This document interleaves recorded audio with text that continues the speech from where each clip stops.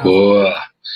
Então, eu estava vendo essas perguntas aqui do Hunter, também teve uma outra dele aqui, quanto tempo você estava como ator, eu estava vendo um pouco da sua história também. Antes, só comentar que falaram aqui que vai ter o reboot, né, dos Anos Incríveis, agora vai ser uma família negra nos anos 60, americana, achei uma ideia sensacional.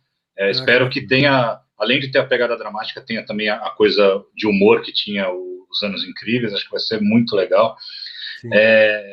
Mas essa coisa do teu começo também, eu estava dando uma pesquisada aqui, vi coisas como Mazzaropi, novela. Mazzaropi, para a garotada que não sabe que está aí, tipo, Mazzaropi. Era um cara que a galera fazia fila no cinema para assistir, sabe? Era um fenômeno que raramente se viu aqui. Acho que era Trapalhões e Mazzaropi, que foram os maiores fenômenos do cinema, assim.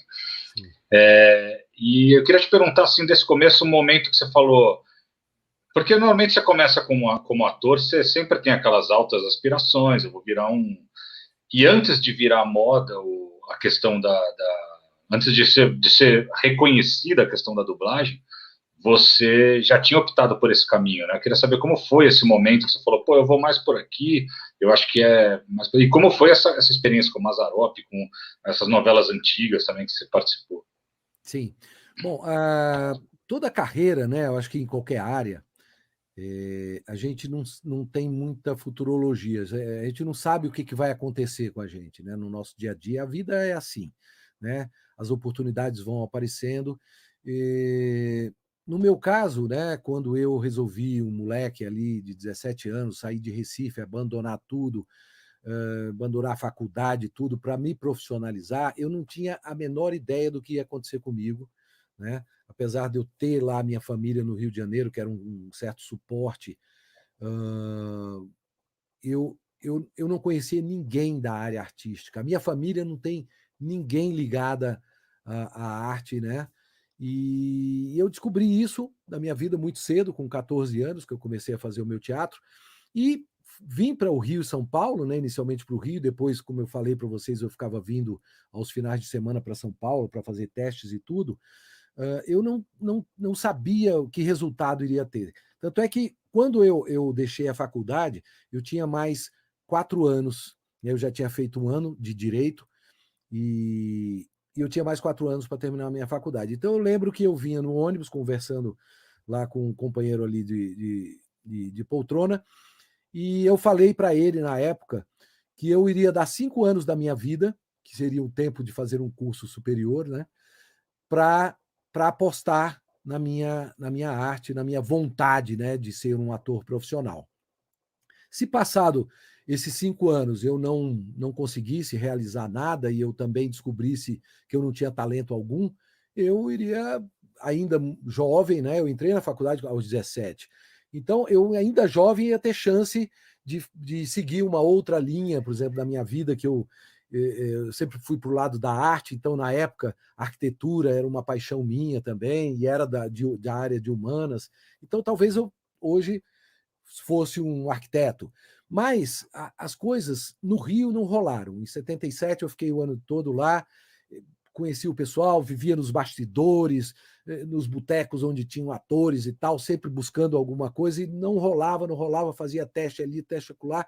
Em São Paulo, quando eu cheguei já trabalhando, né, para morar em São Paulo, que eu falei que eu ganhei um contrato do SESI de um ano, carteira assinada, não sei o quê, as coisas foram acontecendo de uma forma nessa cidade que eu nunca mais parei de trabalhar na minha área, né?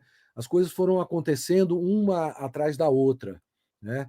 Com um ano que eu estava aqui, eu fiz um teste para entrar numa novela chamada O Meu Pé de Laranja Lima, que foi um grande sucesso na época, e eu já ganhei um papel super importante, dei uma sorte incrível. Esse papel me abriu portas, por exemplo, para trabalhar com Antunes Filho, que foi um grande nome aí do teatro brasileiro.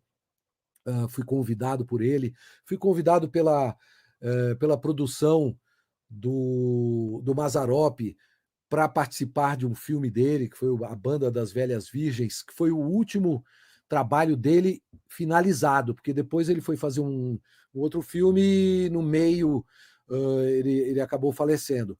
Então eu tive essa sorte, essa honra, né, de trabalhar ao lado de um cara que também fez a minha infância. Eu, quando era moleque, eu via muito filme de Mazzaropi, né? Era o que você falou, tinham filas gigantescas, né? A gente não tinha outra forma.